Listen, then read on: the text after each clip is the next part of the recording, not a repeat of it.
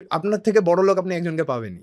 আপনার যদি mental stability না থাকে তখন আপনি তার সাথে কম্পিট করা শুরু করবেন। মানসিক স্বাস্থ্য যদি ঠিক না থাকে, আপনি যদি উল্টাপাল্টা মানুষের সাথে মেশেন, আরেকজনকে নিয়ে গসিপ করেন, আরেকজনকে নিয়ে চিন্তাভাবনা করেন, তাহলে আপনার ওই ফিজিক্যাল স্ট্রেংথ বা ফিজিক্যাল যে ফিটনেস সেটা আপনি এনজয় করতে পারবেন না। আপনার ফাইন্যান্সিয়াল স্ট্যাবিলিটি, ফাইন্যান্সিয়াল হেলথ আপনি এনজয় করতে পারবেন না। রিজনটা কি? আপনার থেকে বড় লোক আপনি একজনকে পাবেনই। আপনার যদি মেন্টাল স্ট্যাবিলিটি না থাকে তখন আপনি তার সাথে কম্পিট করা শুরু করবেন। যে এই লোক আমার থেকে দামি গাড়ি ইউজ করছে, আমার থেকে দামি বাড়িতে থাকে, তাকে বিট করতে হবে বা তাকে ছোট দেখাতে হবে বা তার থেকে বড় হতে হবে। এরকম থাকলে মানুষ সারা জীবনেও চাহিদা পূরণ হয় না।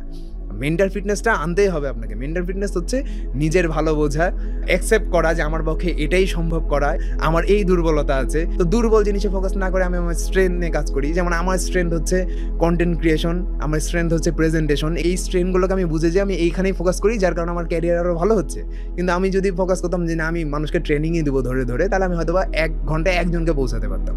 তো সেটা আমার স্ট্রেংথ না, আমার ভালো লাগে না। তো এই মেন্টাল ফিটনেসও লাগবে, ফাইন্যান্সিয়াল ফিটনেসও লাগবে, ফিজিক্যাল ফিটনেসও লাগবে, তাহলে আপনি কমপ্লিট একটা সফল মানুষ হবেন। ফিটনেসই হচ্ছে মানুষের স্ট্যাটাস সিম্বল, কিন্তু স্ট্যাটাস সিম্বল হচ্ছে যখন আপনার এই 3টা জিনিসই আপনার লাইফে থাকবে।